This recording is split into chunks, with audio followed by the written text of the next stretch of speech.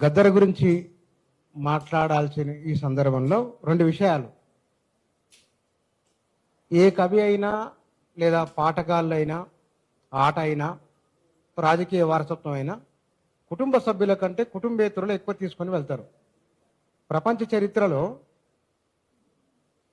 Socrates, Plato, అరిస్టాటిలు, Alexander, కంచెలయ్య గారు ఉన్నారు, Satyayya sir ఉన్నారు, అంబేద్కర్ ఉన్నారు, గద్దర్ ఉన్నారు. ఒక ఆలోచన పరంపర ఇది కొనసాగుతూ వస్తున్నది. భారతదేశ సమాజాన్ని అర్థం చేసుకున్న వాళ్ళు ఒక ఇద్దరు ముగ్గురు ఉన్నారు. ఈ వరుసలో మొదటి వ్యక్తి అంబేద్కరు, రెండో వ్యక్తి గాంధీ. భారత రాజకీయాలను అర్థం చేసుకున్న మూడో వ్యక్తి నెహ్రూ. భారతీయ సమాజాన్ని ఒక రకంగా అర్థం చేసుకున్న తన చివరి దశలో భారతీయ సమాజం ఇది కాదు ఇట్లా ఉండాలని అర్థం చేసుకున్న మరోగా మహావాగ్గేయకారుడు గద్దర్.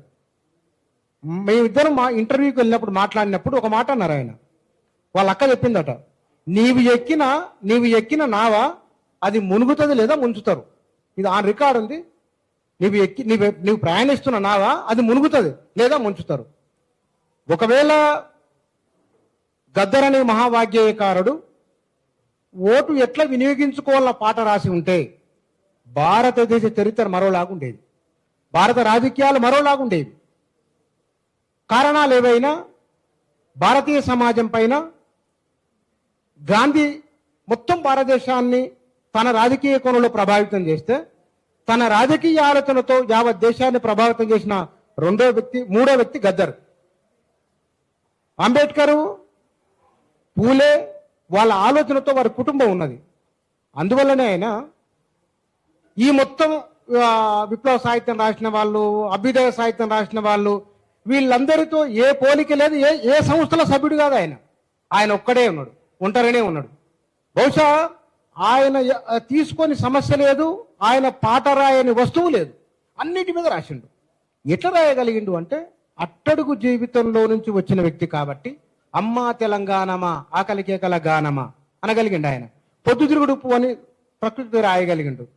ఇట్లా ఒకటి రెండు కావు, వాన వస్తుంది జాన ఎట్లా ఓనిద్దును, భార్యాభర్తల మధ్య ఉన్న సంబంధాన్ని, కుటుంబ సభ్యులకు సంబంధించిన అంశాన్ని, భారతదేశం భాగ్యసీమర, భారతదేశ ఆర్థిక సామాజిక వ్యవస్థ ఎట్లా ఉంది అనే దానికి, ఇది ఆ కాంటెంపరీ ఇష్యూస్ మీద పట్టుకొని రాయడం మామూలు విషయం కాదు.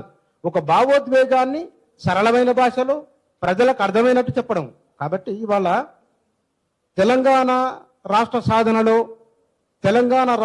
గద్దర్ అనే ఒక టాపిక్ తీసుకుంటే కనుక 1996, 97 ఒక అంశం, 1980 ఒక అంశం, 69 మరొకటి. 96ల తర్వాత ప్రొఫెసర్ కంచెలయ్య సార్ ఇలాంటి వాళ్ళు తీసుకొచ్చిన దళిత బహుజన తాత్వికత, ఆ తాత్వికతకు వారు రాసిన పాటలు కూడా కొంత భూమిక ఉన్నది. అనంతర పరిణామాలవి మొత్తం తెలంగాణ సమాజాన్ని ప్రభావితం చేసి తెలంగాణ రాష్ట్ర సాధనలో ఒక కీలకమైన భూమిక పోషించి మొత్తం సమాజాన్ని ఏకోన్ముఖం చేసిన సారథిగా ఉన్నది గద్దర్.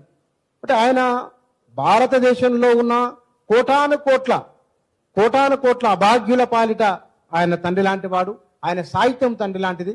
కాబట్టి తెలంగాణ విషయంలో తెలంగాణ జాతిపితగా ప్రజలే వారు గుర్తిస్తున్న సందర్భం మన కళ్ళ ముందు కనబడుతున్నది. సత్యయ్య సారు వీరిద్దరు అంబేద్కర్ చెప్పిన తర్వాత, కాంచీరాం రాజకీయ ప్రయోగం చేసిన తర్వాత మేధోపరమైన చర్చ చేస్తున్నది, నిర్మాణం చేస్తున్నది సత్యయ్య సారు. బహుశా రాబోయే రోజుల్లో పద్మశ్రీయో తప్పకుండా మేమే అనుకుంటున్నాం, ఇంకా 2-3 ఏళ్లలో ఆ స్థాయి గుర్తింపు వచ్చే అవకాశం ఉన్నది, వస్తుంది కూడా. భారతదేశ వ్యాప్తంగా ఆయన శిష్య బృందం ఉన్నది. మొత్తం దేశంలో అన్ని రాష్ట్రాల్లో అన్ని భాషల్లో శిష్యులున్న ఒకే ఒక ప్రొఫెసరు, యూనివర్సిటీకి వెళ్ళిన ప్రొఫెసరు, రాజకీయ పార్టీ రాజకీయ నాయకుడు, ఎమ్మెల్యేగా పోటీ చేయని రాజకీయ నాయకుడు సత్యయ్య సారు. అది ఐలయ్య సారు డైరెక్షన్ లో వారు వెళ్తున్నారు. కాబట్టి ఈ వేదిక ద్వారా చేస్తున్న ఈ డిమాండ్ అనేదానికంటే కూడా ఒకానొక ప్రజామోదమైన ఒకానొక అంశము ఇది. ఈ అంశం పైన, ఈ కాజు పైన అందరూ కలిసి నడవాలని, ముందుకు రావాలని కోరుకుంటున్నా. Thank you.